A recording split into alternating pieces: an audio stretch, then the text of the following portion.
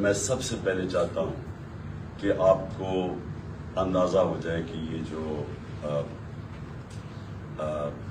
Attack کیا میرے اوپر، یہ جو مجھے مارنے کی یہ جو کوشش کی گئی، اس کی پہلے آپ کو پتا ہو، اس پہ میں مختلف چیزیں سن رہا ہوں کہ وہ فرینڈلی فائر ہے یا پتہ نہیں کیا ہے. تو میں چاہتا ہوں کہ ڈاکٹر فیصل آپ کو اسکرین پہ پہلے بتا دیں کہ یہ چوٹیں 4 گولیاں مجھے لگی ہیں، کدھر لگی، اس کے بعد پھر میں باقی آپ سے بات کروں گا. ڈاکٹر فیصل. السلام علیکم جی. میں اگلے چند لمحات میں آپ کو ایکس رے اور ان کے جو کچھ امیجز ہیں ان کے ذریعے، سی ٹی اسکین کے امیجز کے ذریعے بتانے کی کوشش کروں گا کہ جو خان صاحب کو چوٹیں آئی ہیں ان کی کیا نوعیت ہے اور وہ ایکس رے اور اسکین میں کس طرح سے نظر آ رہی ہیں. آپ کو سب سے پہلے تو آپ کی توجہ اس طرح دلاتا ہوں جس کی یہاں لکھا ہے رائٹ تھائی. یہ ایکس ریز ہیں 2 اور یہ دونوں جو ہیں یہ دائیں ٹانگ کے ہیں. ٹانگ کا جو اوپر والا حصہ ہوتا ہے یہ سائڈ سے ہے جس کو لیٹرل ویو بولتے ہیں، اور یہ سامنے سے ہے. آپ دیکھ سکتے ہیں کہ یہاں 2 1 اور 2 اور یہ وہی 2 آپ کو 1 اور 2 سامنے سے نظر آ رہے ہیں ٹکڑے یا گولیاں جو ہیں. یہ اگر ہم پھر ٹانگ کے نچلے حصے پہ چلیں تو آپ کو 2 علاوہ اس کے ٹکڑے اور گولیاں نظر آ رہی ہیں، ایک یہ اور ایک یہ دوسری والی. اور آپ نوٹ کریں گے کہ یہ جو دوسرا ہے اس نے ٹبیا کو، یہ جو ہڈی ہے ٹانگ کی نچلی جو اس کو ٹبیا بولتے ہیں، اس کے اوپر اس نے یہاں سے ڈیمیج کیا ہے. اور جب آپ سائیڈ ویو دیکھیں تو واضح طور پہ نظر آتا ہے کہ جہاں اس نے فریکچر کاز کیا ہے، یعنی ہڈی کا ٹکڑا اکھیڑا ہے اس سے. پھر یہ جو ہے یہ بائیں سائیڈ ہے، لیفٹ تھائی کی ایکس ریز ہیں. یہاں بھی آپ نوٹ کریں گے کہ یہ چھوٹے چھوٹے کچھ ٹکڑے ہیں جو ایک، بلکہ جو پٹالا یہ جو چھوٹی ہڈی ہوتی ہے سامنے گھٹنے کے اس کے بھی ساتھ ہے. یہ نسبتاً چھوٹے تھے اور انہوں نے شکر ہے بائیں سائیڈ کے اوپر کوئی فریکچر کاز نہیں کیا. اچھا، اس کے علاوہ جو ہم آپ کو دکھانا چاہتے ہیں وہ یہ کہ یہ پھر سے دائیں ٹانگ نظر آ رہی ہے اور یہ جو بلٹ ہے یا جو اس کا فریگمنٹ ہے اس کے ساتھ یہ فریکچر ہوا واضح طور کے اوپر نظر آ رہا ہے، یہ دائیں سائڈ. اچھا، اسی طرح میں جو بہت اہم بات ہے آپ کو دکھانا چاہتا ہوں وہ یہ کہ اس اسکین کے اندر یہ جو آپ کو یہ دائیں ٹانگ ہے اور یہ جو لکیر نظر آ رہی ہے یہ یوں چلتی ہوئی یہ والی، یہ دائیں سائڈ کی مین جو آرٹری ہوتی ہے، شریان ہے یہ وہ ہے. اور اس کے آپ دیکھ سکتے ہیں کہ ادھر اور اس کے بالکل قریب دوسری طرف جو بلٹ کے فریگمنٹس ہیں وہ نظر آ رہے ہیں. اس سے واضح ہوتا ہے کہ یہ جو ہماری مین آرٹری گزر رہی ہوتی ہے، شریان گزر رہی ہوتی ہے، اس کے کتنے قریب یہ ٹکڑے موجود ہیں. اس کا یہ جو بڑی شریان ہوتی ہے ٹانگ کی، ظاہر ہے اس نے پوری ٹانگ کو بلڈ سپلائی کرنی ہوتی ہے، اس کے ذریعے بہت سارا خون جاتا ہے اور خدا نہ خواستہ اگر اس شریان کو کوئی انجری ہو یا یہ کٹ جائے تو پھر بہت تیزی سے بلیڈنگ ہوتی ہے. اور آپ کو میں نے دکھایا بڑا واضح طور پہ صاف نظر آ رہا ہے کہ یہ اس شریان، اس آرٹری کے کتنا قریب یہ ٹکڑے موجود تھے. ان کو نکال دیا گیا سرجری کے ذریعے دائیں طرف سے، اور 4 فریگمنٹ یا ٹکڑے جو ہیں ادھر سے نکالے جا چکے ہیں اور وہ جسے کہتے ہیں ہمارے پاس موجود ہیں. اور بائیں طرف سے کوئی ہمیں ٹکڑا نکالنے کی ضرورت اس لیے نہیں پڑی کہ وہ کسی میجر اسٹرکچر کو ٹچ نہیں کر رہے تھے یا خطرہ نہیں ڈال رہے تھے، یا پوٹینشلی خطرہ نہیں ڈال رہے تھے. تو یہ جو 4 فریگمنٹ ہیں ان کی تصاویر بھی آپ کو دکھائی ہیں، اسکینز بھی، اور ان کی جو نوعیت ہے اور ان کا خطرے کی نوعیت ہے وہ بھی آپ کے سامنے میں نے رکھی ہے. بہت شکریہ. جی شکریہ. کون سا کیمرہ جس میں نے اس میں جی اچھا جی، اس کے اوپر تو میں بعد میں آتا ہوں کہ یہ جو اٹیک کیا گیا اس کی میں تفصیل آپ کو بعد میں بتاتا ہوں، کیونکہ مجھے ایک دن جانے سے پہلے پتہ چل گیا تھا کہ یا انہوں نے وزیر آباد اور یا گجرات میں پلان کیا ہوا تھا مجھے مارنے کا، اور تو وہ اس کی میں تفصیل آپ کو بعد میں بتاؤں گا. اس سے پہلے میں صرف اپنی قوم کے سامنے ایونٹس رکھنا چاہتا ہوں جو پچھلے 6 مہینے میں ہوئے. یہ ضرور آپ کو سمجھنا ہے کہ اس قوم سے ہوا کیا ہے. مارچ 6 یا 7 کو مراسلات ہے. ڈونلڈ لو ایک American under secretary of state حکم کرتا ہے پاکستان ایمبیسڈر کو، بلکہ اس کو دھمکی دیتا ہے کہ اگر عمران خان کو نہ ہٹایا تو پاکستان کو مشکلات کا سامنا کرنا پڑے گا، اور اگر ہٹا دیا تو سب کچھ ٹھیک ہو جائے گا. اور اگلے دن اور نو کانفیڈنس موشن عدم اعتماد کی تحریک جمع کروائی جاتی ہے اسمبلی میں، اور دیکھتے دیکھتے سارے ہمارے لوگ، ایک منڈی لگتی ہے سندھ ہاؤس میں، اور لوگ بیٹھنا شروع ہو جاتے ہیں۔ یہ یاد رکھیں کہ گورنمنٹ کبھی ہارتی نہیں ہے نو کانفیڈنس۔ وہ کیوں نہیں ہارتی؟ کیونکہ گورنمنٹ کے پاس گورنمنٹ کے وسائل ہوتے ہیں، ہمارے پاس گورنمنٹ کا پیسہ ہوتا ہے۔ ہم چاہتے ہیں تو منڈی لگی ہوئی تھی نا، وہ 20 کروڑ 25 کروڑ آفر کر رہے تھے، ہم زیادہ پیسے دے دیتے، گورنمنٹ کا پیسہ تھا جو پہلے ہوتا رہا۔ اور یہ جو پیسہ انہوں نے استعمال کیا، یہ بھی چوری کا پیسہ تھا، یہ کوئی ڈکلیئرڈ پیسہ تو نہیں تھا، یہ بلیک کا پیسہ تھا، یا انہوں نے سندھ گورنمنٹ کا پیسہ خرچ کیا تو انہوں نے خرید لیے لوگ۔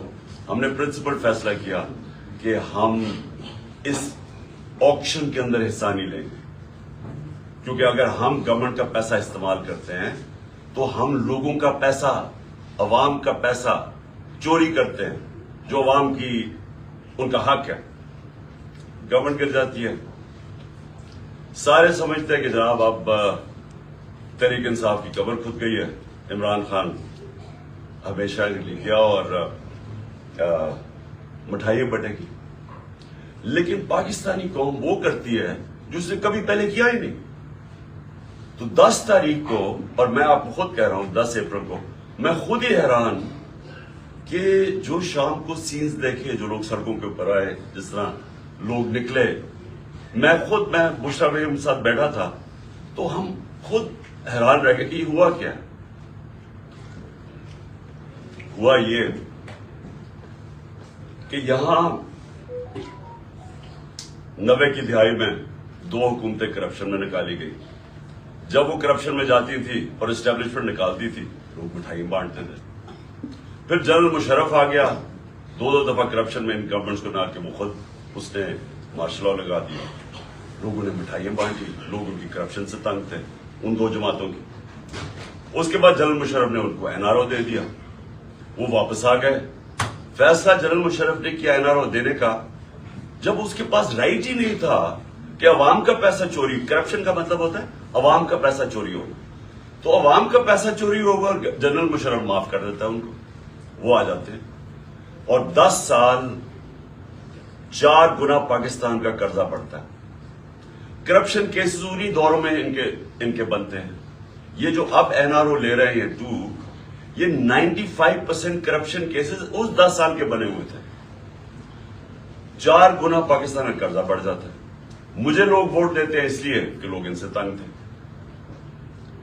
اور اس کے بعد وہی اسٹیبلشمنٹ فیصلہ کرتی ہے کہ اب چینج کی وقت آ گیا اور وہ ان کو واپس لے آتی ہے، اور یہی کانسپریسی ہوتی ہے باہر، ایک بیرونی کانسپریسی اندر، اور یہ فیصلہ ہو جاتا ہے۔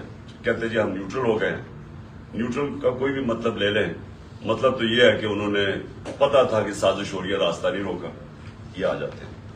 اب ہوتا کیا ہے، اسٹیبلشمنٹ کو اس ملک میں عادت پڑ گئی تھی کہ جدھر وہ لوگوں کو دھکیلیں گے لوگ ادھر چلے جائیں گے، جب وہ چینجز لے کے آتے ہیں مٹھائیاں بڑھتی ہیں۔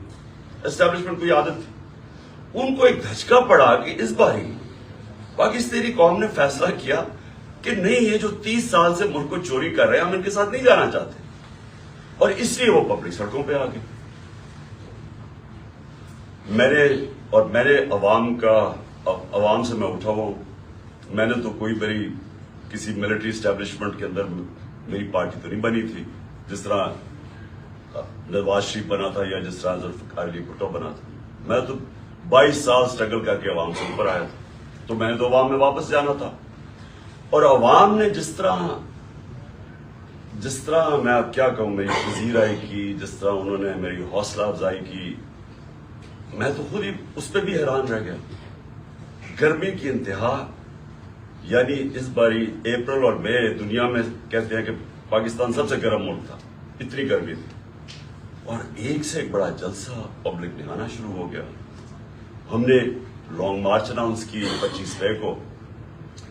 جب ہم نے لانگ مارچ اناؤنس کی تو انہوں نے 3 لانگ مارچز ہمارے خلاف کی۔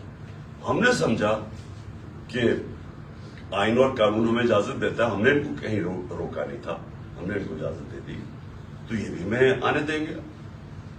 انہوں نے جو تشدد کیا، جو لوگوں کے گھروں میں 2 دن پہلے راتوں کے 3 بجے جا کے انہوں نے جس طرح کا تشدد کیا، نہ چادر نہ چار دیواری، لوگوں کو اٹھا کے لوگوں کو جیلوں میں ڈالا، کس وجہ سے؟ اس کے بعد انہوں نے جب وہ پروگرام میں احتجاج ہوا وہاں اسلام آباد میں، ان کے اوپر شیلنگ، فیملیز لکھی ہوئی ان کے اوپر انہوں نے شیلنگ کی. اور ہم حیران کہ کیا ان کے لیے جائز ہے لانگ مارچ اور ہمارے لیے نہیں ہے؟ اوپر سے پہلے آپ بیرونی سازش کے تحت آئے، پھر سارے چوروں کو اوپر بٹھا دیں، ہم احتجاج کریں تو ہمیں بھیڑ بکریوں کی طرح ڈنڈے مارے. اس کے بعد انہوں نے سمجھا کہ پارٹی بالکل ہی ختم ہو جائے گی، ممی ڈیڈی پارٹی ہے، یہاں تو عورتیں بچے آتے ہیں، تو انہوں نے سمجھا کہ ختم ہو جائے گی. اور یہ سمجھے نہیں پاکستانی قوم، کیونکہ بند کمروں میں جب فیصلے ہوتے ہیں آپ کو نہیں پتا کہ گراؤنڈ کے اوپر کیا ہو رہا ہوتا ہے. جو انفارمیشن یہ لیتے ہیں، اگر ان کی انفارمیشن یہ کریکٹ ہوتی تو اس ملک میں اتنے زیادہ حادثے نہ ہوئے ہوتے. انفارمیشن کدھر سے آتی ہے؟ گراؤنڈ کا سچویشن نہیں پتا. جب دیکھ رہے ہیں کہ پبلک نکلی ہوئی ہے اور انہوں نے ریجیکٹ کر دیا ان کو، قوم نظر آ رہا ہے کہ امپورٹنٹ گورنمنٹ کو ریجیکٹ کر رہی ہے، بجائے وہ سائنس دیکھنے کے، جس طرح بھیڑ بکریوں کو مار کے سیدھے نہیں کرتے، وہ شروع ہو گیا کرنا. بائی الیکشن آیا 17 جولائی کو. 17 جولائی کے بائی الیکشن میں ساری گورنمنٹ کی مشینری استعمال ہوئی. الیکشن کمیشن نے ہر قسم کی دھاندلی کی ان کے لیے. ای وی ایم مشین اس نے اس لیے نہیں آنے دی کیونکہ ان دونوں پارٹیز نے جعلی ووٹس رجسٹر کروائی ہوئی ہیں ہر حلقے میں. نہیں تو کامن سینس ہے کہ ساری ٹیکنالوجی کا استعمال کریں. جو 2015 کے اندر جوڈیشل کمیشن بیٹھی تھی دھاندلی پہ، اس میں ایک چیز واضح ہوگی کہ اگر آپ ای وی ایم مشینز لے آئیں تو 90% دھاندلی ختم ہو جاتی ہے.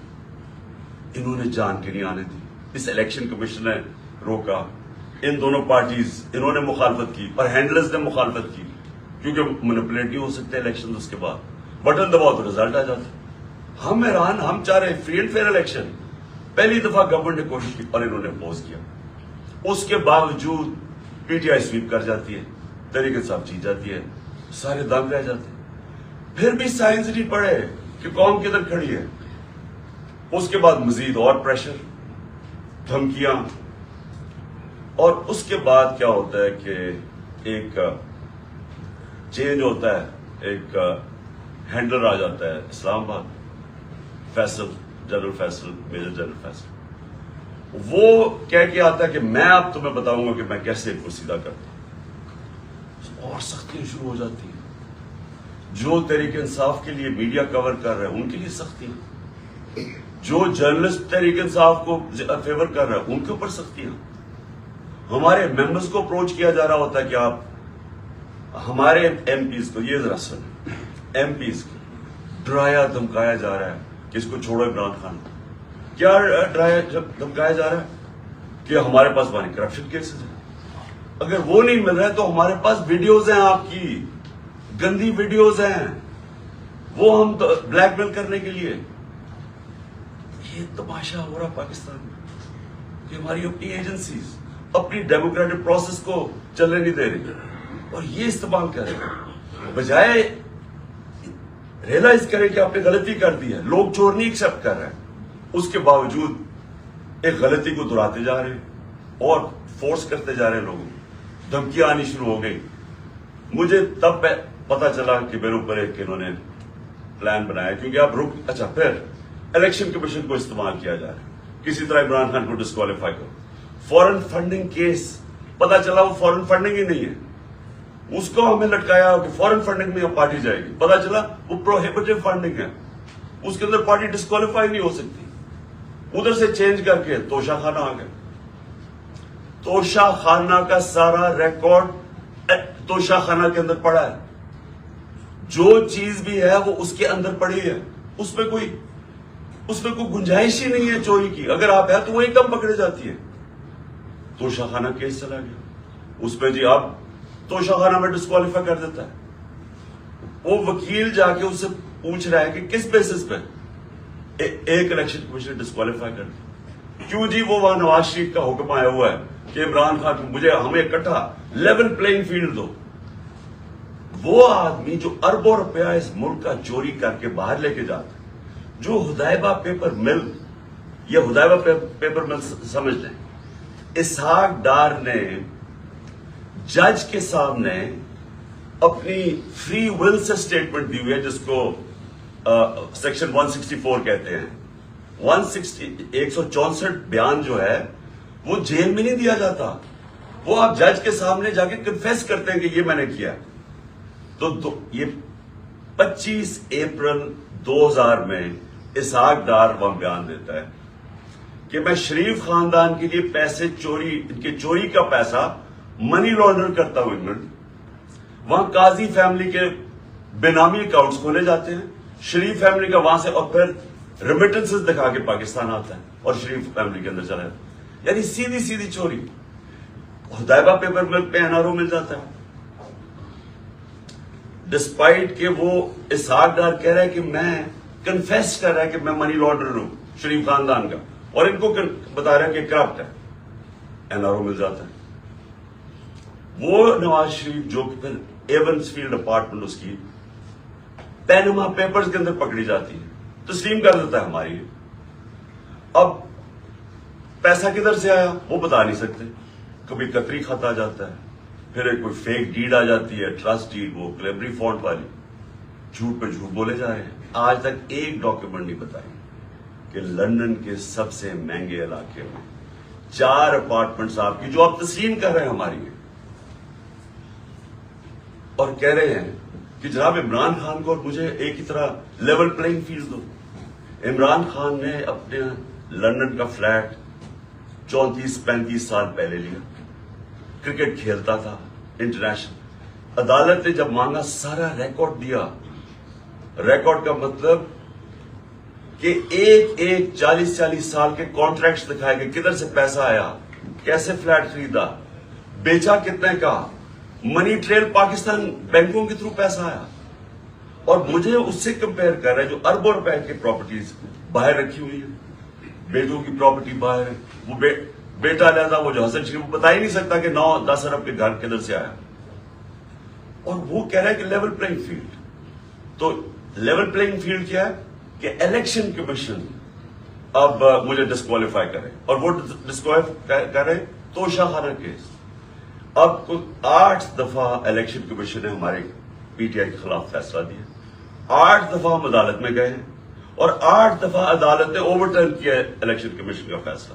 اب ہم پھر عدالت میں جائیں گے، اور میں آپ کو یقین دلاتا ہوں کہ اس کو اتنی شرمندگی ہوگی، اور اس میں شرم نہیں ہے اس الیکشن کمیشن میں، کیونکہ یہ نون لیگ کے گھر، نواز شریف کے گھر کا نوکر ہے، اور بھی ہینڈل ہوتا ہے پیچھے سے. یہ بالکل یہ اس کے اوپر میں پھر کیس کروں گا، ہرجانہ کروں گا اس کے اوپر کہ اس کے میرے پر غلط الزام لگایا. اور پھر FIA کیسز کر رہی ہے. ایک پولیٹیکل پارٹی جس نے لیگل فنڈ ریزنگ کی ہے پاکستان میں وہ تحریک انصاف ہے.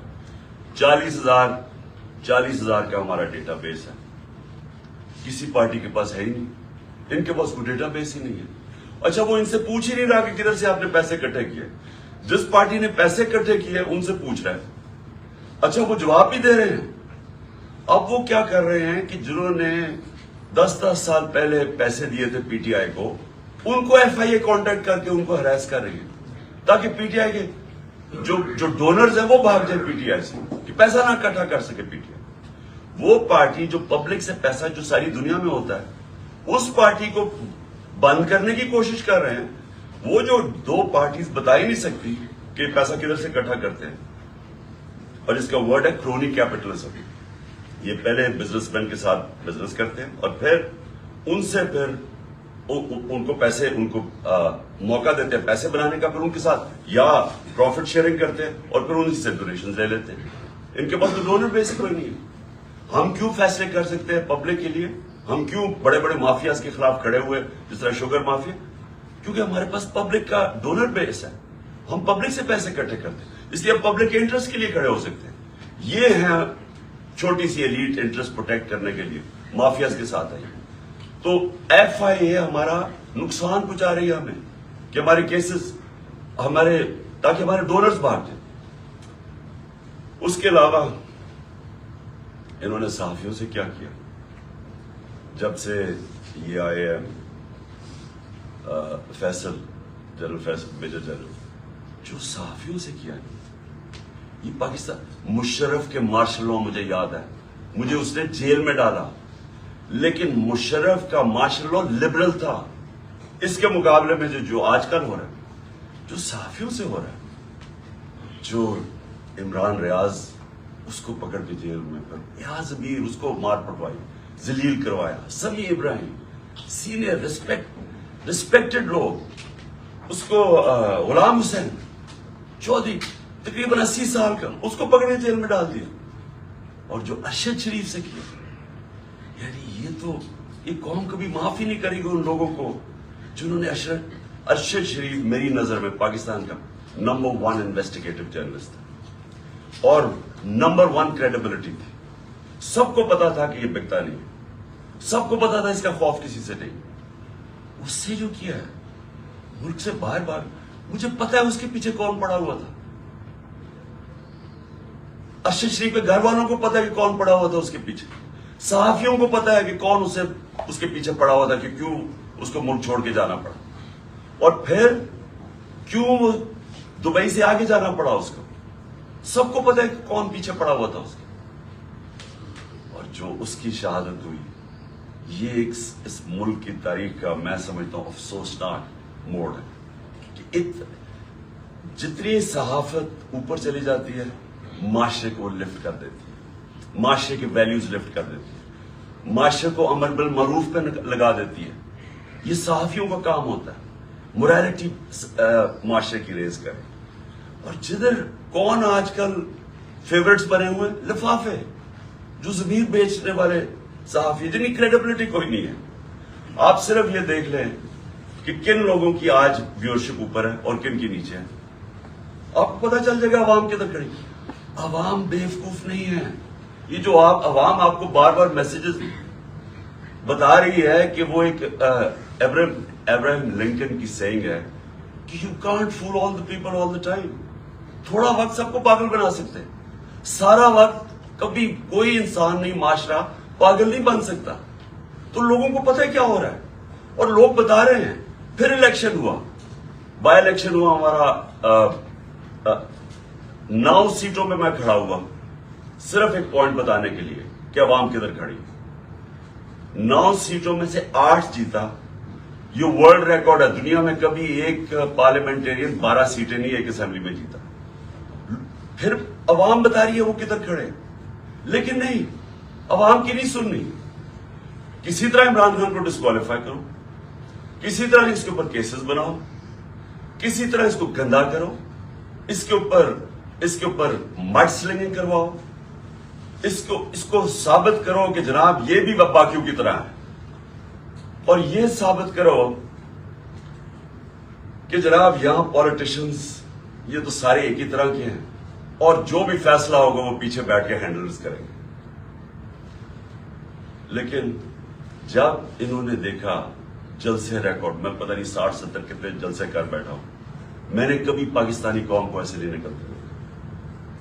الیکشن ریزلٹس آپ کے سامنے، انہوں نے فیصلہ کیا اور فیصلہ پہلے کیا مجھے مروانے کا. 4 لوگوں نے بند کمرے میں فیصلہ کیا مجھے مروانے کا. میں ٹی وی پہ جا کے لوگوں کو بتایا کہ انہوں نے فیصلہ کیا.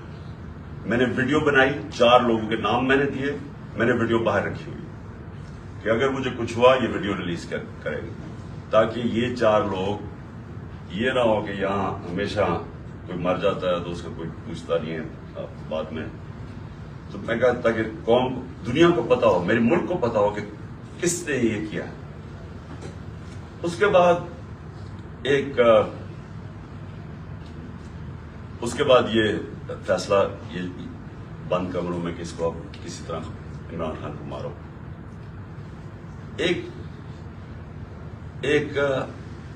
اچھا، اور مجھے خبریں کدھر سے آتی ہیں اب میں یہ بھی آپ کو بتا دوں کہ مجھے کیسے پتا چلتا ہے. ایک تو میں گورنمنٹ میں 3.5 سال رہا، میری ریلیشن شپس ہیں اداروں کے اندر، لوگوں کو میں جانتا ہوں. ایجنسیز کے اندر لوگوں کو میں جانتا ہوں. ویسے جو اداروں کے اندر، سارے اداروں کے اندر جو باہری اکثریت ہے وہ سب متنفر ہے جو ہو رہا ہے پاکستان کے ساتھ. جو انہوں نے 6 مہینے میں کیا ملک کے ساتھ، جو مہنگائی کے اندر لوگوں کے حالات ہیں، معیشت نیچے جا رہی ہے، انڈسٹری نیچے جا رہی ہے، ایکسپورٹس نیچے جا رہی ہے، ٹیکس کلیکشن نیچے جا رہا ہے، ریمیٹنسز نیچے جا رہی ہے. جو کسان ہیں، جو ریکارڈ ہماری 17 سال میں گروتھ ریٹ تھی ایگریکلچر میں، زراعت میں 4.5%، وہ آج نیچے چلی گئی. تو لوگ ان سے تنگ ہیں اور لوگ مجھے بتاتے ہیں کہ یہ کیا سازشیں چل رہی ہیں. تو دوسری انہوں نے سازش کیا کی، انہوں نے، اور اس کے اوپر اب میں آنے لگا ہوں، یہ جو ہوا، یہ جو مجھے یہ گولیاں لگی، یہ سازش کیا تھی. انہوں نے فیصلہ کیا کہ ایک ایسا سلمان تاثیر ٹائپ قتل کرو عمران خان. اس کے اوپر پہلے اسے کہو کہ جناب یہ اس نے مذہب کی توہین کی ہے یا توہین رسالت کی ہے. اس کے اوپر کوئی انہوں نے ٹیپس ٹوپس بنائی، انہوں نے وہ ریلیز بھی کی، وہ لوگ چلائے اور وہ نون لیگ کے لوگ اس کو پروجیکٹ کرنا شروع ہو گئے. پتا تھا مجھے کہ کون اس کو پروجیکٹ کر رہا ہے. ہمیں یہ اتنا آسان ہے آج کل کے زمانے میں پتہ چلوانا، کیونکہ یہ تو ڈیجیٹل ورلڈ ہے. آپ پتہ چلوا سکتے ہیں کہ کس اکاؤنٹ سے چیزیں پروجیکٹ کی جا رہی ہیں. تو یہ پہلے تو یہ پروجیکٹ کیا گیا کہ عمران خان نے دین کی توہین کی ہے. اس کے بعد پلان ان کا یہ تھا جو انہوں نے کیا اس دن یہ وزیر آباد کہ کہیں گے جی دینی انتہا پسند نے عمران خان کو قتل کر دیا جس طرح سلمان تاثیر کو کیا، کیونکہ اس سے کوئی مذہب کی توہین کرنا. یہ پلان بنا. میں نے یہ پلان جلسے کے اندر 24 سپٹمبر کو عوام کے سامنے رکھا، اور میں یہ چاہتا ہوں کہ یہ بالکل اسی اسکرپٹ کے اوپر ہوا جو کہ وزیر آباد میں ہوا. تو یہ پہلے ذرا میں چاہتا ہوں آپ سارے یہ ذرا ایک دفعہ دیکھیں کہ یہ ہوا کیا، یہ میں نے کیا کہا تھا 24 سپٹمبر. اور دوسری کوشش کر رہے ہیں، پہلے سے ان کا پلان بنا ہوا، میں آپ سب کو پہلے بھی بتا چکا ہوں. 4 لوگوں نے بند کمرے میں فیصلہ کیا مجھے مروانے کا، اور وہ لوگ ابھی بھی اس سازش پر لگے ہوئے. انہوں نے دونوں مریم جو جھوٹ بولنے کی PhD دونوں کے پاس ہے، ان کو اور جاوید لطیف کو انہوں نے ان سے پریس کانفرنس کروائی، اور پریس کانفرنس کروائی ایسی کہ عمران خان خدا نہ خواستہ اس نے مذہب کی توہین کی ہے. اور پھر ان کی کوشش ہے کہ اس کی وجہ سے اگر کوئی بھی میرے اوپر واردات ہو تو کہیں گے جی مذہبی جنون نے کر دیا، کہیں گے کہ جی کوئی دینی انتہا پسند ہے اس کو مار دیا. یہ ان کا پلان ہے. لیکن میں آج آپ سب کو کہہ رہا ہوں، سارے پاکستان میں پھر رہا ہوں، مجھے اپنی جان سے زیادہ مجھے پاکستان کی آزادی کی فکر ہے. 24 سپٹمبر یہ جلسے میں نے کہا پلان کا مجھے پتا چل گیا تھا. اور یہ جو وزیر آباد ہوا، اب میں آپ کو وزیر آباد پہ آتا ہوں کہ یہ ہوا کیا. انہوں نے لانگ مارچ، ہم جلسے کرتے ہوئے ہم نے لانگ مارچ کا فیصلہ کیا. لانگ مارچ سے ڈر گئے. پبلک انہوں نے دیکھ لی تھی کہ ہمارے ساتھ ہیں، اور انہیں پتا تھا کہ میں نے اب جو غلطیاں کی تھی پچھلی باری، اور مجھے پتا چل گیا تھا ان کا پلان ہے، میں نے اب ایک اور پلان بنایا ہوا تھا. اور میں آج یہ ابھی اینڈ میں آپ کو بتاؤں گا کہ مارچ کا کرنا کیا ہے. لیکن مجھے پتا تھا کہ جو عوام نے نکلنا ہے اس باری، چاہے یہ جتنی مرضی پولیس بلا لیں، چاہے رینجرز بلا لیں، چاہے ٹیئر گیسنگ شیلز تیاری کر لیں، جب عوام کا سمندر نکلتا ہے، وہ کہتے ہیں no power can stop an idea its time is come. جب ایک نظریے کا وقت آ جاتا ہے اس کو کوئی نہیں روک سکتا. تو ان کو مجھے پتا تھا کہ اسلام آباد میں، اور انشاءاللہ یہ میں ثابت کروں گا، اتنی پبلک نے آنا ہے کہ اس ملک کی تاریخ میں کبھی پبلک اتنی نکلی نہیں. اور وہ یہ بھی خوفزدہ تھے، ہیں بڑے بزرگ.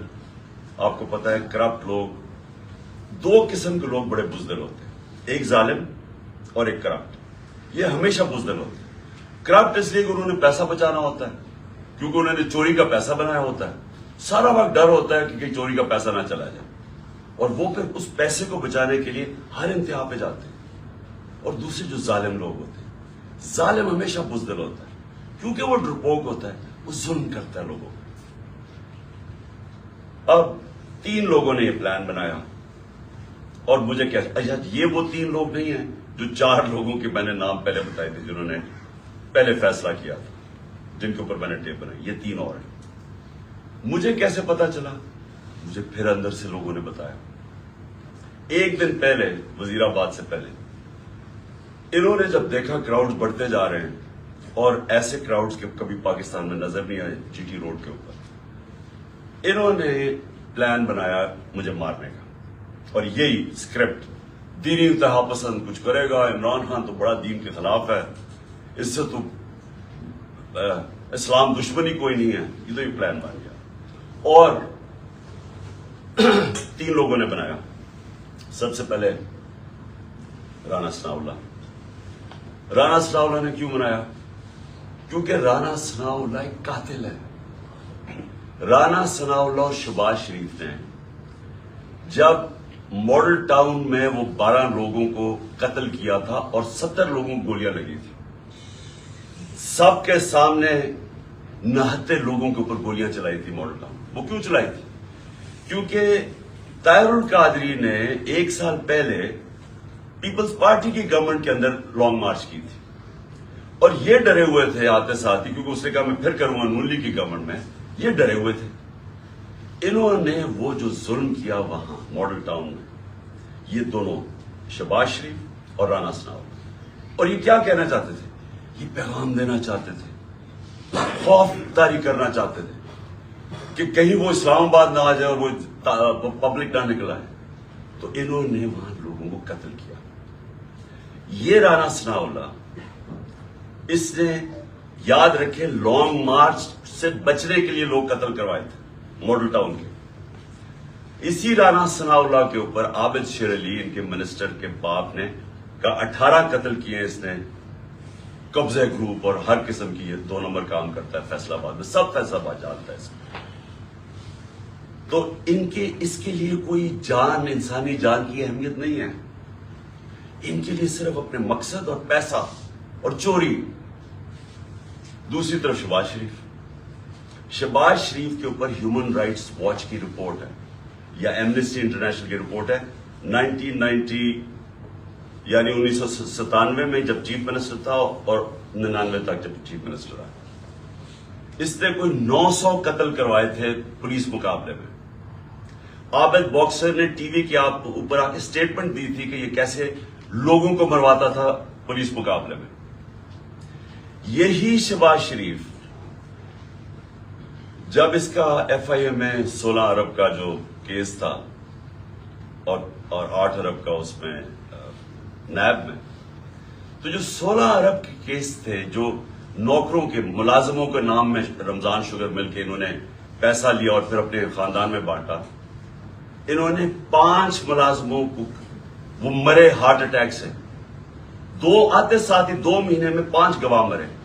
اور جو چھٹا ڈاکٹر رضوان تھا جو انویسٹیگیٹ کر رہا تھا ان کی ایف آئی اے کی, جس نے انویسٹیگیٹ کیا تھا یہ ان کا جو فیک اکاؤنٹس اور یہ جو نوکروں کے نام پیسہ لیا تھا, وہ بھی ہارٹ اٹیک سے مرتا ہے. یہاں ڈاکٹر بیٹھے ہوئے آپ کو بتائیں گے کہ ایک طریقہ ہوتا ہے انڈیوس ہارٹ اٹیک کا, پتہ بھی نہیں کسی کو چلتا کیا ہو.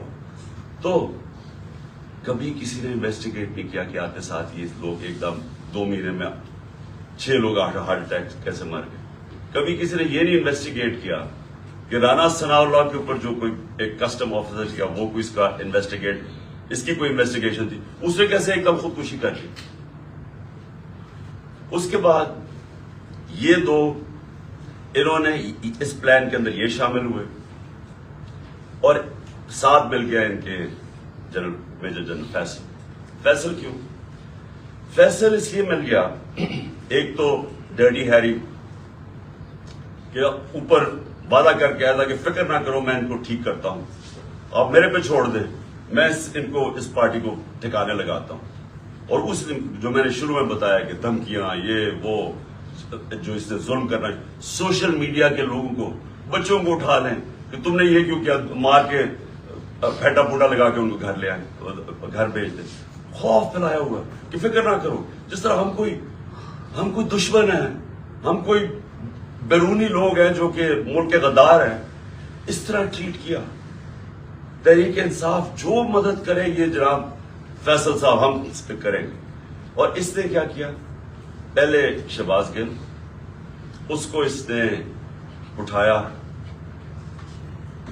ٹارچر کیا,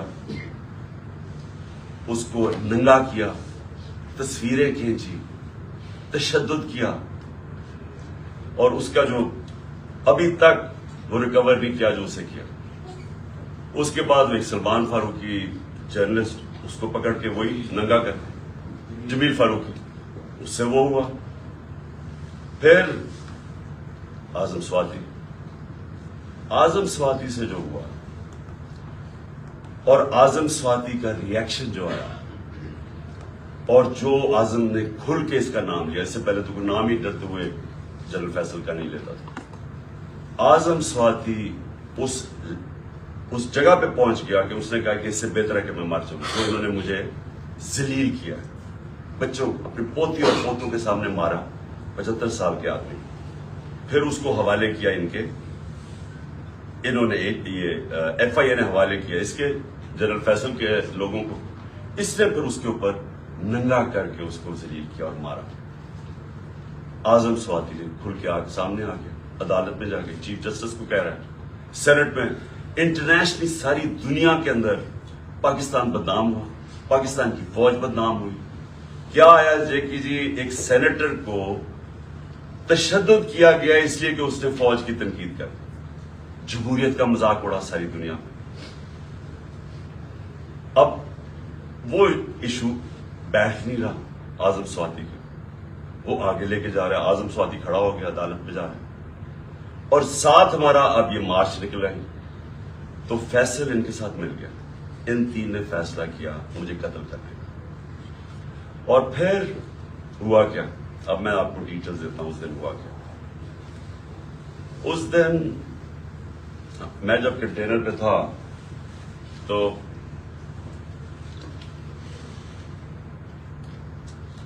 ایک دم گولیوں کا ایک برسٹ آتا ہے, میری ٹانگ پہ گولیاں لگتی ہیں, میں گر جاتا ہوں. اور جب میں گر رہا ہوتا ہوں تو دوسرا برسٹ آتا ہے. یہ ایک برسٹ ادھر سے آتا ہے اور دوسرا برسٹ آگے سے آتا ہے. 2 آدمی تھے, اور جب میں گر رہا ہوتا ہوں تو میرے اوپر سے گولیاں جاتی ہیں. یعنی کہ اگر یہ سنکرونائز کر دیتے, میرے خیال میں اس میں نے بچنا ہی نہیں تھا. اگر یہ دونوں جو میرے کنر نے اکٹھے اگر مارنا تھا تو اس نے ادھر سے مارنا تھا, تو یہ تو جدھر سے اس نے مارنا تھا, جس نے بچنا ہی نہیں تھا, کیونکہ سامنے سے مارنا تھا, وہ سائڈ سے مارا تھا.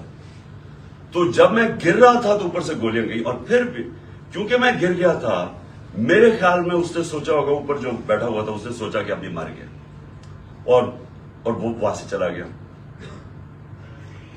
اب جو چیز سمجھنے کی ہے وہ یہ کہ ایک تو پکڑا گیا جنونی, اس کو کہا جی یہ تو بڑا کوئی دینی جنونی, کوئی انتہا پسند ہے. یہ انتہا پسند نہیں ہے, اس کے پیچھے پورا پلان تھا. یہ پلان پورا ہم اب انکور کریں گے, اور میں آپ کو بتاؤں اس کے ساتھ اور لوگ ملوث ہیں, اور یہ پلان اب کا نہیں پہلے کا بنا ہوا ہے. اور وہ جو اصل لوگ ہیں جنہوں نے وہاں سے گولیاں چلائی تھی, جنہوں نے اصل میں اس کا پھر بھی میں بچ جاتا, انہوں نے مارنا تھا, اور یہ آدمی اور ہمیں نقصان پہنچاتا. 2 ہیرو نہ نکل آتے, ایک تو شہید معظم, میں اس کو آج سلام پیش کرتا ہوں, 2 بچوں کے ساتھ گیا ہوا, وہ میری, اور دوسرا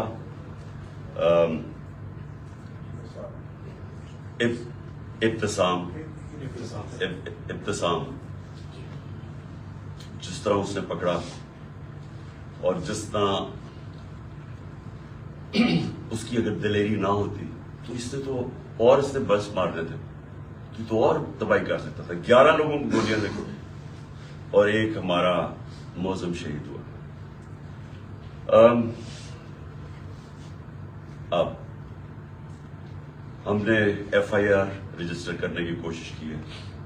سب ڈرتے ہیں کیونکہ کئی ادارے یہ قانون سے اوپر ہے. میں آج جنرل باجوہ سے سوال پوچھتا ہوں کہ کیا فوج کا وقار اوپر جائے گا یا نیچے جائے گا اگر جو آپ کی فوج پہ کالی بھیڑیں غلط کام کر رہی ہیں, ظلم کر رہی ہیں, انسانوں پہ تشدد کر رہی ہیں, اگر آپ ان کے اوپر ایکشن لیں گے تو فوج کا وقار اوپر جائے گا, لوگ عزت کریں گے فوج کی. لیکن اگر یہ ہے کہ فوج میں ایسے لوگ بیٹھے ہیں جو ہمیں بھیڑ بکریوں کی طرح سمجھ رہے ہیں, مار داڑ کر کے, ڈرا دھمکا کے, اگر سمجھ رہے ہیں کہ اس طرح فوج کا وقار اوپر چلا جائے تو نفرتیں بڑھ رہی ہیں. آپ کے ایک میجر جنرل نے جو میرے خیال میں غداری میں پکڑا گیا, امریکہ کے لیے غداری کر رہا تھا, آپ نے اس کو سزا دی, فوج کا وقار اوپر گیا, غلط کام کر رہا تھا. تو کیا یہ اب میجر جنرل فیصل اس کی تفتیش ہونے دیں گے آپ؟ اور کیا اس ملک میں اب تفتیش ہو سکے گی جب جنرل فیصل کے اوپر الزام ہے, انٹیریئر منسٹر ثناء اللہ کے اوپر الزام ہے, اور تیسرا پرائم منسٹر شہباز شریف کے اوپر الزام ہے؟ کیسے تفتیش ہوگی؟ جب تک یہ 3 لوگ ریزائن نہیں کرتے تفتیش ہوگی کیسے؟ اور ادھر میں جنرل باجوہ آپ سے بھی فوج کے وقار کے لیے کہہ رہا ہوں کہ یہ پاکستانی فوج کو نقصان پہنچا رہے ہیں. اس طرح کی کالی بھیڑیں, یہ جو سمجھتے ہیں کہ ہم انسان ہی نہیں ہیں, بھیڑوں کو کبھی ادھر موڑ دو کبھی ادھر موڑ دو, آج وہ چور ہیں کل وہ NRO مل گئے تو اچھے ہو گئے ہیں, آج پھر آپ ان کو چور بنا دیں گے کل پھر بھیڑی. ہم انسان ہیں, انسانوں کو جانوروں کی طرح نہ ٹریٹ کریں. اور انسان کسی وقت آگے کھڑا ہو جاتا ہے, اور یہ قوم کھڑی ہو گئی ہے.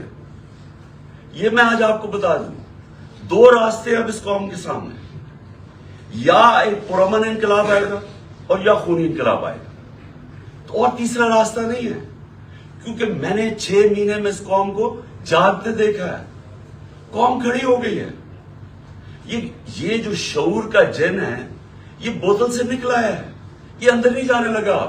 اب فیصلہ صرف یہ کر لیں کہ ہم پرامن طریقے سے اس ملک کے اندر چینج لے کے آئیں گے, جو کہ بیلٹ باکس کے ذریعے آئے گا, صاف اور شفاف الیکشن کے لیے, یا وہ جو ایران میں ہوا تھا ہوگا, تباہی ہوگی, جو سری لنکا میں لوگ سڑکوں پہ آ جائیں گے, کیوس ہوگا.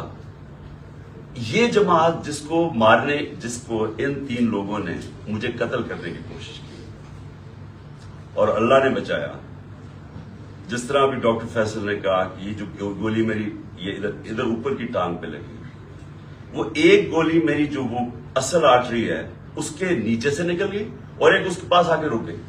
اگر وہ رپچر ہو جاتی تو 20 منٹ میں انسان مرتا ہے, 20 منٹ میں سارا خون نکل جاتا ہے. اگر تو سیدھا ہاسپٹل نہ ہو 20 منٹ میں مر گیا آدمی. تو اللہ نے اگر مجھے یہ بچایا ہے, جو مجھے آج زندہ رکھا ہے, یہ صرف اللہ کا کرم ہے. انہوں نے تو پوری کوشش, کوئی کسر نہیں چھوڑی تھی. انہوں نے تو ایک ادھر سے اور ادھر سے سامنے والے نے مارنا تھا. اور پھر سوال میں پوچھتا ہوں, سب سے بڑی پاکستان کی پولیٹیکل پارٹی, اس کے سربراہ جو واحد فیڈرل پارٹی رہ گئی ہے پاکستان میں, یہ 2 فیملی پارٹی سکڑ کے چھوٹی چھوٹی پارٹیز رہ گئی ہیں. میں چیلنج کر کے جاؤں گا سندھ میں, اور انشاءاللہ یہ زرداری مافیا کو سندھ میں ہرا کے دکھاؤں گا آپ کو. سندھ کے لوگ اس سے تنگ ہیں, ان کو سب سے زیادہ غلام ادھر بنایا ہوا, ان کو وہ سب سے زیادہ آزادی طلب کر رہے ہیں. اور یہ شریف خاندان, میں چیلنج کرتا ہوں, یہ کدھر کسی سیٹ پہ میرے سے مقابلہ کرے. نواز شریف آئے, کہتے ہیں نا اسے آئے, اتنی کوششیں کر رہی ہیں, NRO سب کو دے دیا ہے, سارے چوروں کو منی لانڈرر ساروں کی عید ہو گئی ہے. وہ کہتی ہے مریم لیول پلینگ فیلڈ. چیلنج کرتا ہوں کسی سیٹ پہ پنجاب میں میرے سے مقابلہ کر رہے ہیں. کیونکہ پبلک چینج ہو گئی ہے. یہاں ایک جاگی ہوئی قوم ہے, ان کو بھیڑوں کی طرح نہ ٹریٹ کریں. اور چیف جسٹس صاحب, میں آپ سے مخاطب ہوں. دیکھیں, یہ ملک ترقی نہیں کر سکتا جب تک رول آف لا نہیں ہوگا. میں ساری دنیا پھرا ہوں, 70 سال میری عمر ہے. میں نے مغربی دنیا اندر سے دیکھی ہوئی ہے. میں جب 18 سال کا انگلینڈ گیا تو میں نے پہلی دفعہ رول آف لا دیکھا.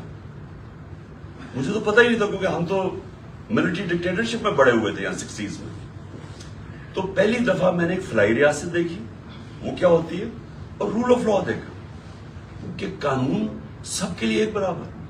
کوئی طاقتور وہاں قانون کے اوپر نہیں تھا, کوئی وہاں قبضہ گروپ نہیں تھے. ان کی عدالتیں ان کو ان کمزور کی حفاظت کرتی ہیں. وہاں اگر آپ کے پاس پیسے نہیں, لیگل ایڈ دیتی ہیں کہ ایک عام آدمی جا کے عدالت میں کیس لڑ سکے. وہاں کسی کی جرت نہیں ہے, کسی طاقتور کی جرت نہیں ہے کسی پہ ظلم کرے. اس لیے وہ کامیاب معاشرے ہیں, اس لیے وہاں خوشحالی ہے.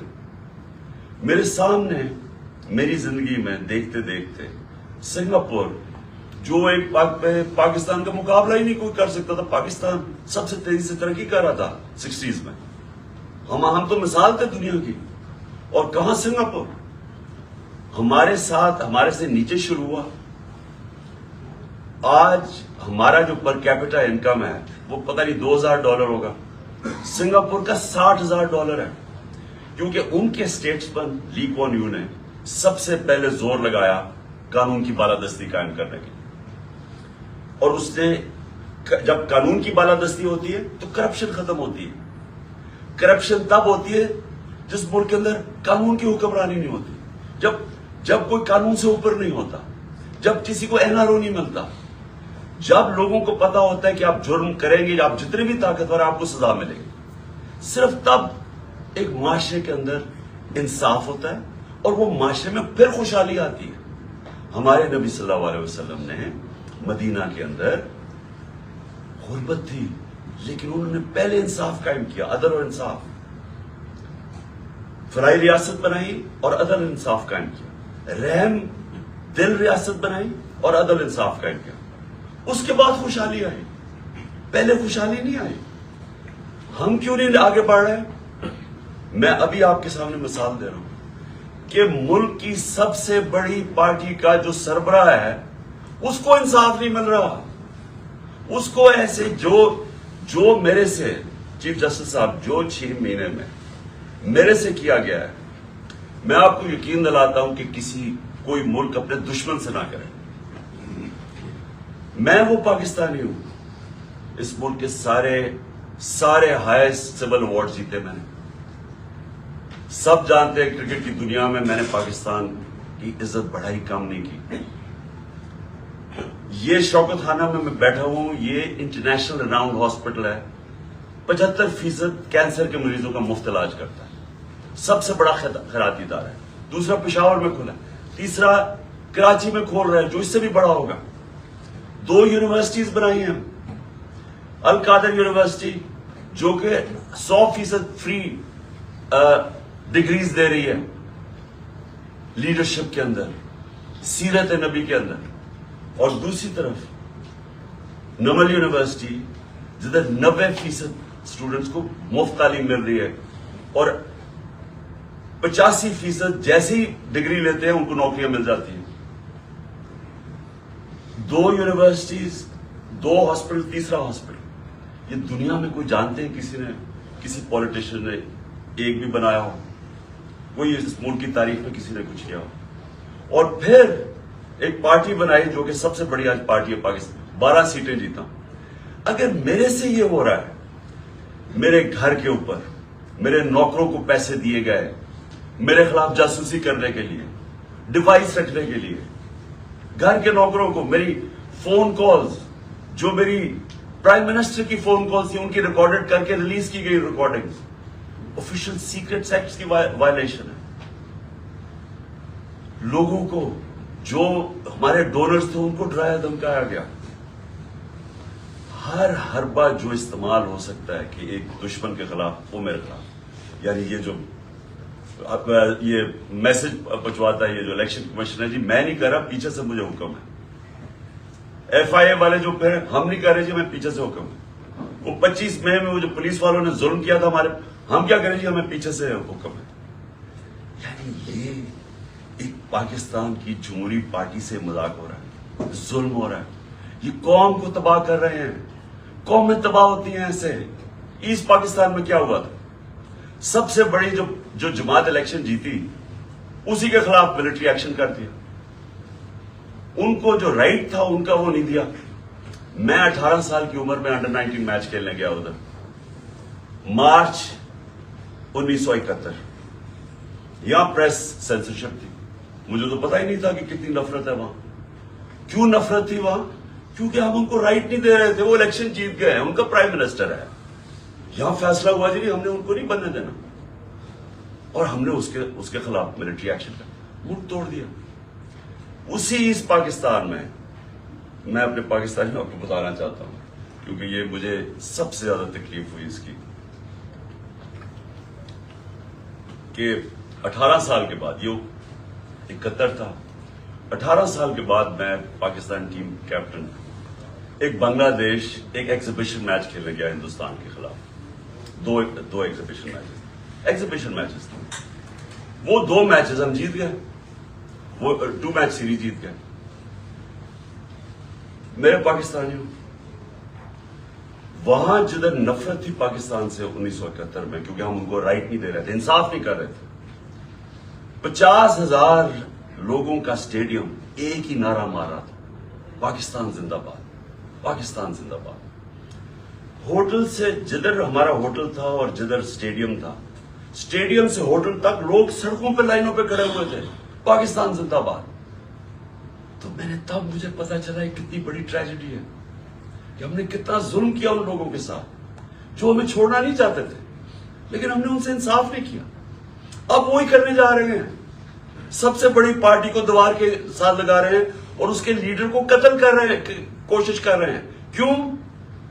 کیونکہ چوروں کا ٹولہ اوپر جو بٹھا دی ہے، ہم بھیڑ بکریاں مان نہیں رہے ان کو، اس لیے قتل کرو اس کو، جو ملک کی سب سے بڑی پارٹی ہے، تاکہ اگر عمران چلا جائے گا تو پارٹی تتر بتر ہو جائے گی. جو پارٹی فیڈریشن کو اکٹھا رکھ سکتی ہے وہ تو صرف تحریک انصاف ہے. اگر ملٹری ملک کو اکٹھا رکھ سکے تو ایسٹ پاکستان نہ ٹوٹتا. پولیٹیکل پارٹیز ملک کو اکٹھا رکھتی ہے، ملٹری مدد کرتی ہے. یہ اٹھا جا رہا ہے. یہ پھر کوئی تاریخ نہیں، ہم نے کچھ نہیں سیکھا. کیا ہوگا؟ مجھے پتا تھا جس دن میں نکل رہا تھا، مجھے پتا تھا کہ یا آج یا کل انہوں نے میرے پہ کوئی واردات کری ہے، کیونکہ مجھے پوری میسج آئی کہ جناب انہوں نے اب مجھے کہا کینسل کر دیں، اب نہ جائیں، انہوں نے مار دینا آپ کو. پہلے تو میں نے سوچا کہ کیا یہ واقعی کریں گے، کیا یہ واقعی یہ کر لیں گے کہ یہ ایک ملک کی ایک قوم کو نقصان پہنچائیں گے اپنے چھوٹے چھوٹے مفادات کے لیے، وہ اپنے پیسے بچانے کے لیے. کیونکہ ان کو سارا ڈر یہ ہے کہ اب یہ جو چوری کا پیسہ ہے، یہ جو NRO ہے ہم نے جو لے لیا ہے، اب کہیں عمران خان آ کے اس کو ریورس نہ کرتے. بس تو انہوں نے تو قتل اور جانا سلام اللہ، ان سے کیا ایکسپیکٹ کرتے. لیکن یہ جو فوج کا جنرل، یہ ان کے ساتھ مل کے، اور یہ جو ہمارے سے ہوا ہے 6 مہینے، میں اپنی قوم سے سوال پوچھتا ہوں کہ کیا ہم اب ہمارا اب یہ سوال ہے، ہم نے اپنے آپ سے پوچھا، کیا ہم نے ایسے ہی رہنا ہے یا ہم نے اپنی تقدیر بدل کے آزاد ہونا ہے؟ آزادی کے لیے قربانیاں دینی پڑتی ہیں. مجھے پتا تھا کہ انہوں نے واردات کرنی ہے، مجھے پتا تھا ایک یا اس دن ہونی تھی یا اگلے دن ہونی تھی. لیکن میرا یہ ایمان ہے کہ اگر آپ ان چوروں کی غلامی کے نیچے رہنا، اس سے بہتر ہے زندہ نہ رہو. میں یہ طے کر کے آیا، اور میں جیسے ہی ٹھیک ہوں گا میں پھر نکلوں گا سڑکوں پہ، پھر میں کال دوں گا، پھر اسلام آباد کی میں کال دوں گا. اس لیے کہ اس قوم کے اوپر اگر ان چوروں نے اور ان ظالموں نے حکمرانی کرنی ہے، اور اگر ہم बाहसियत कौम इसको एक्सेप्ट कर गए, तो इसलिए पाकिस्तान नहीं बना था। ये बड़ी ख्वाब थी, इसलिए लाखों लोग मरे नहीं थे, शहादतें नहीं हुई थी। मैं लाहौर में पड़ा हुआ हूं, एक घर नहीं था जो ईस्ट पंजाब से आए जिधर लोगों की कुर्बानियां, जैसे औरतें बच्चे जिस तरह कत्लेआम हुई थी। ये बड़ी कुर्बानी के बाद मुल्क बना था। कायद आजम जब पाकिस्तान लैंड किया, उन्होंने 3 हफ्ते पहले, उन्हें पता था उन्होंने जिंदा नहीं रहना। किसी को नहीं बताया कि कहीं अगर दुश्मनों को पता चल गया तो वो उन्हें पता कि अगर कायद आजम फौत हो गए तो ये मुल्क नहीं बनेगा। किसी को पता नहीं चलने दिया। और 3 हफ्ते पहले लैंड करते हैं कराची, तो एडमिरल जो उनका असिस्टेंट था उसे कहते हैं, मैं नहीं समझता था कि मेरी जिंदगी में पाकिस्तान बनेगा। इसलिए नहीं बना पाकिस्तान कि चोरों की हम गुलामी करें, ये जालिमों की जो लोगों पे तशद्दुद करते हैं। आपको पता है आजम स्वाति को जब उसके ऊपर तशद्दुद कर रहे थे, उसे क्या कह रहे थे कि ये इमरान खान को बताओ कि उसको हम इस तरह नंगा करके मारेंगे। ये हमारे लोग हैं, ये इस मुल्क की सिक्योरिटी के लिए हैं, और ये उसको कह रहे हैं उसको कि इमरान खान को पैगाम दो कि उसको इस तरह हम नंगा करके मारेंगे। पिंडी का वो मिस्टर वाई जो मुल्तान का है, मिस्टर वाई बैठा हुआ, वो हमारे एमपीज को बुला के कह रहे हैं कि देखो ये पीटीआई की कोई फ्यूचर नहीं है और इमरान खान को तो हमने वो करना है जो आजम स्वाति से किया। यानी ये हमारे लोग हैं। जनरल बाजवा जागे, ये मुल्क तबाही की तरफ जा रहा है। ये अगर आपने इनके ऊपर काली भेड़ों पे एक्शन ना लिया, ये नफरतें बढ़ती जाएंगी, ये कौम टूटने की तरफ जाएगी। इमरान खान को जब अल्लाह ने लेके जाना है, मैं तो तैयार हूं उसके लिए। मुल्क का सोचें, अपनी जात से निकल जाए बाहर कि जी छोटे छोटे मफादात के लिए, अपनी जात के लिए, ये चोरों ने तो अपने पैसे के लिए, हम अपने मुल्क को कुर्बान कर रहे हैं। जो लोग सड़कों पे हैं, इनकी शक्लें देखें, इनकी आंखें देखें, आपको नजर आएगा कि ये तलाश में है कि वो पाकिस्तान जिधर ये आजादी से रहे, जिधर कोई किसी को इजाजत ना हो कि कमजोर के ऊपर कोई जुल्म करे। थाने कचहरी के अंदर बेचारा गरीब आदमी ठोकरे खाता फिरता है, उसको इंसाफ नहीं मिलता, उसकी जमीनों पे कब्जे हो जाते हैं। और ये बड़े बड़े डाकू हर बारी आके अपनी सारी चोरी माफ करवा लेते हैं। 1100 अरब रुपए की ये चोरी माफ करवा रहे हैं अपने, 1100 अरब रुपए का एनआरओ ले रहे हैं, मुल्क को तबाही के अंदर डाल के, माइशत तबाह करके, महंगाई में लोगों को फंसा के, और सिर्फ अपने पैसे बचाने के लिए एनआरओ ले रहे हैं। और इनको कोई फिक्र ही नहीं है। मुल्क को जो मर्जी हो, इनके तो पैसे बाहर पड़े हुए हैं। इनके लिए हमारे ऊपर तशद्दुद किया जा रहा है, जिसका जीना मरना पाकिस्तान में, जिनके पैसे बाहर पड़े हुए हैं, जो ईदें बाहर हैं, जो इनकी शॉपिंग बाहर है, बच्चे बाहर हैं, जिन्होंने जायदादें बाहर बनाई हुई हैं, बिलियंस ऑफ डॉलर की प्रॉपर्टी है, उनके लिए हमें कुर्बान कर रहे हैं। और गद्दार फिर कौन रहा? कौन है पाकिस्तान का गद्दार? मेरे ऊपर गद्दारी का पर्चा कर दिया, शहबाज गिल के ऊपर कस्टोडियल टॉर्चर हुई, ये दुनिया में बैंड है।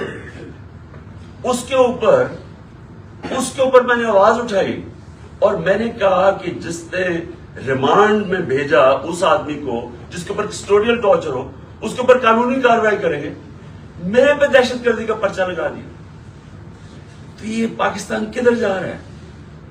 हम वो खुद भूले ना, जो कौम अपने नजरिए से हटती है वो मर जाती है। हमारा तो नजरिया था, हमारा नजरिया है इस्लामी फलाई रियासत, जो मदीना की रियासत के ऊपर बेस करनी थी। इलामा इकबाल की शायरी तो पढ़ने सारी, वो सारा वक्त जगाता रहा इलामा इकबाल, गुलाम मुसलमानों को जगाने की कोशिश कर रहा था कि गुलामों की कोई जिंदगी नहीं है, परवाज सिर्फ शाहीन आजाद की है। और आजादी तब आती है जब इंसाफ मिलता है।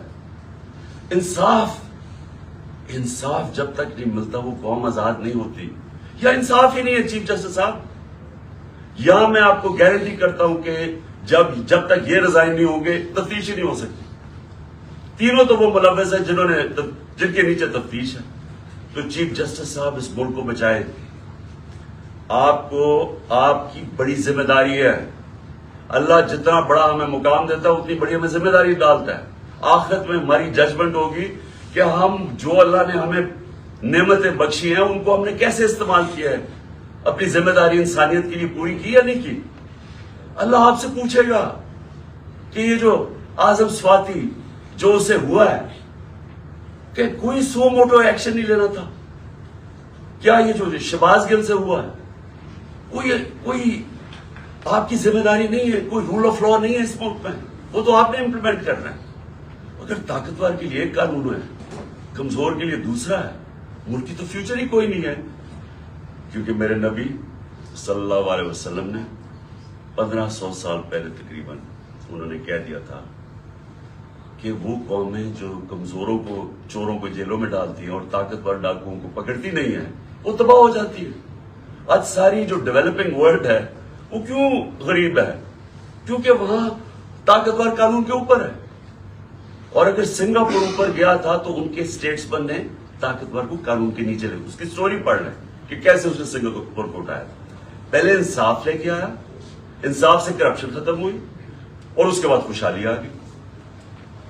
شیر شاہ سوری سب سے بڑا مانا جاتا ہے کہ یہ جو بادشاہ تھے ہندوستان کے سب سے بڑا. کیا کیا شیر شاہ سوری؟ کدھر سے شروع ہوا؟ جو اس کو جاگیر ملی بہار میں, اس نے کیا کیا؟ اس نے رول آف لا قائم کر دی. اس نے سارے بڑے بڑے ڈاکوؤں کو ختم کر دیا. اس نے وہاں انصاف کر دیا. سارے تاجر ارد گرد کی جاگیروں سے چھوڑ کے تو شیر شاہ سوری کی جاگیر میں آ گئے. وہاں خوشحالی آ گئی کیونکہ وہاں انصاف تھا. ادھر سے وہ کھڑا ہوا اور ادھر سے اس نے جب ہندوستان کی سنبھالی جب حکومت, تو ادھر اس نے انصاف قائم کیا. اس لیے آج اس نے لوگوں کے جب انصاف آیا خوشحالی آ گئی. یہاں ہم رینگتے رہیں گے امریکنوں کے, کبھی ادھر ہاتھ جوڑ رہے ہیں کہ جی ہم ادھر سے پیسہ مل جائے, کبھی وہ چینیوں کے پاس جا رہے ہیں پیسہ مل جائے, اور کبھی ہم مانگنا تو نہیں چاہتے لیکن ہم مجبور ہیں, ہم بڑے مجبور ہیں. تو 30 سال تو آپ دونوں فیملیز حکومت کرتی رہی ہیں, تو کس نے مجبور کیا اتنا؟ کون ہی اس ملک کو گیا؟ جب سے یہ دو خاندان آئے ہیں ہندوستان بھی آگے نکل گیا, بنگلہ دیش ہمارے سے آگے نکل گیا. جب بنگلہ دیش بنا تھا تو لوگوں نے یہاں کہا جی بوجھ ہے ہمارے اوپر بنگلہ دیش میں, غربت بہت زیادہ ہے. وہ آگے نکل گیا ہمارے سے. جب سے یہ دو خاندان آئے ہیں تو وہ کہتا جی ہم مجبور ہیں, ہم تو مانگنے نہیں آئے لیکن ہم مجبور ہیں. آخر میں اپنے سارے پاکستانیوں کو جو پیغام دینا وہ یہ کہ دیکھیں, آپ نے سب نے, میں نے فیصلہ کیا پھر سے کہ جیسے میں یہاں سے ٹھیک ہوں گا میں سیدھا سڑک پہ, اور میں نے اسلام آباد کی کال دے دی. آپ سب سے میں صرف یہ کہتا ہوں کہ اپنے بچوں, اپنے مستقبل کے لیے آپ نے کبھی کمپرومائز نہیں کرنا اپنی آزادی کے لیے. غلام قوم دنیا میں اس کی عزت نہیں ہوتی. ہر ایک پاس پہ پوچھے ہمارے پاکستانیوں سے کیا ہوتا ہے, دنیا عزت نہیں کرتی اور وہ قوم اوپر ہی نہیں جا سکتی. اگر ہم نے یہ غلامی کر کے اوپر جانا تھا تو ہم کب 40 سال سے تو میں جانتا ہوں غلامی کر رہے ہیں. وہ کوئی امریکن آتا ہے اس کے پیر میں گر جاتے, کوئی گورا رنگ دیکھتے ہیں اس کے جوتے پالش کرنے شروع کر دیتے. وہ جب سازش ہو رہی تھی تو مجھے یاد ہے کہ امریکن وہ عورت کوئی امریکن ایمبسی سے مریم نواز کو ملنے گئی, وہ گھر سے باہر گئی اس کو ریسیو کرنے. اسے ایسے ملے جیسے کوئی برطانیہ کی پتہ نہیں کوئی ملکہ آ گئی. اس کے سامنے صرف لیٹ ہی نہیں گئی کہ میرے اوپر سے چل کے جا کے اس کے جوتے نہ گندے ہو جائیں. اپنے آپ کو ہم ذلیل کرتے ہیں ساری جگہ دنیا کے اندر کیونکہ ہم بیکاریوں کی طرح کرتے ہیں, قومی غیرت کھو بیٹھے. اور کیوں نہیں ہم آگے بڑھ سکتے؟ کیونکہ انصاف نہیں ہے. انصاف نہیں ہے, خوشحالی نہیں ہے, انصاف نہیں ہے, آزادی نہیں ہے. تو میرے پاکستانیوں, آپ نے سب نے جب تک یہ 3 لوگ ریزائن نہیں کرتے آپ نے پروٹیسٹ کرنا ہے. آپ نے سڑکوں پہ پروٹیسٹ کرنا, آپ کو آپ کا آئین رائٹ دیتا ہے. ظلم اور ناانصافی کے خلاف کھڑا ہونا آپ کا دین آپ کو حکم کرتا ہے. جہاد کرنا ہے. جہاد کیا ہے؟ ظلم کے سامنے کھڑے ہونا, ناانصافی کا مقابلہ کرنا, اپنی آزادی کے لیے کھڑے ہونا. یہ آپ کا فرض ہے. اور اللہ نے کیوں کیا ہوا ہے؟ کیونکہ اللہ کو پتہ ہے کہ غلام کی کوئی پرواز نہیں ہے. تو انصاف آپ کو آزاد کرتا ہے, اور آزاد کی پرواز ہے. تو اس لیے آپ نے سب نے نکلنا, آپ نے پوری طرح اس پروٹیسٹ کے اندر حصہ لینا ہے, اور ان تینوں کی ریزگنیشن مانگنی ہے. کیونکہ جب تک یہ تین ریزائن نہیں کرتے, یہ جو کیس ہے یہ آگے نہیں بڑھے گا, اس کی تفتیش نہیں ہوگی. کوئی کنٹرول کرتے ہیں سب کچھ ہے, FIA ساری ایجنسیز ان کے کنٹرول کے نیچے, تو کیسے انصاف ملے گا؟ جنرل باجوہ کو بھی کہنا, میں آپ کو آج کہہ رہا ہوں کہ یہ فیصل, میجر جنرل فیصل کر رہا ہے, یہ اس ملک کو تباہی کی طرف لے کے جا رہا ہے. فوج اس ملک کی ضرورت ہے. ہم جو میری طرح کے لوگ آزاد سوچ ہی نہیں سکتے زندگی آزادی کے علاوہ, وہ چاہتے ہیں کہ ہماری فوج مضبوط ہو, کیونکہ مضبوط فوج ہی ہمیں آزاد رکھے گی. یہ کمزور کر رہا ہے فوج کو. ان حربوں سے ہماری فوج کمزور ہو رہی ہے. ہم جب تنقید کرتے ہیں تعمیری ہے, یہ اپنی فوج کو کمزور کرنے کے لیے نہیں ہم کر رہے. ہم آپ کو آج کہہ رہے ہیں, ساری قوم آپ کو کہہ رہی ہے کہ یہ چوروں کے ساتھ ہم نے نہیں چلنا. قوم آپ کو بار بار کہہ رہی ہے. نہ یہ کریں کہ ہمیں ڈنڈے مار مار کے یہ فیصل کہ جی نہیں آپ نے بھیڑ بکریوں کی طرح ان کے ساتھ چلنا ہے, نہیں چلنا انہوں نے, اور انتشار کی طرف جا رہا ہے قوم. سو مہربانی کریں, اس کو ریزائن کروائیں, اس کے اوپر پوری تفتیش کریں کس نے کس قسم کا ظلم کیا. اعظم سواتی کے اوپر جو ہوا ہے, جو شہباز گل کے اوپر ہوا ہے, جو جمیل فاروقی کے اوپر ہوا ہے, ننگا کر کے, کون سی قوم اجازت دیتی؟ کبھی سنا ہے امریکہ کے اندر, امریکہ کے اندر, یورپ میں کسی آزاد قوم میں سنا ہے کہ اس طرح آزادی رائے کے اوپر کسی کو ننگا کر کے مارے اور پھر دھمکیاں دیں آگے سے کہ یہ بتا دو کہ عمران خان سے بھی یہی ہوگا؟ یعنی یہ ہماری ایجنسیز ہیں, ان کا یہ کام ہے کہ ملک کو ہی کمزور کرو. تو پروٹیسٹ ہوگا جب تک یہ تین ریزائن نہیں کریں گے. جیسے میں ٹھیک ہوں گا, میں سڑک پہ پھر آ رہا ہوں, اور میں اسلام آباد کال دوں گا, آپ تیار رہیں. انشاءاللہ اللہ نے مجھے بڑا بچایا ہے, مجھے ایک نئی زندگی دی ہے, اور میرے میں عزم دے دیا ہے کہ میں اپنی قوم کی آزادی کے لیے پوری طرح لڑوں. پاکستان زندہ باد.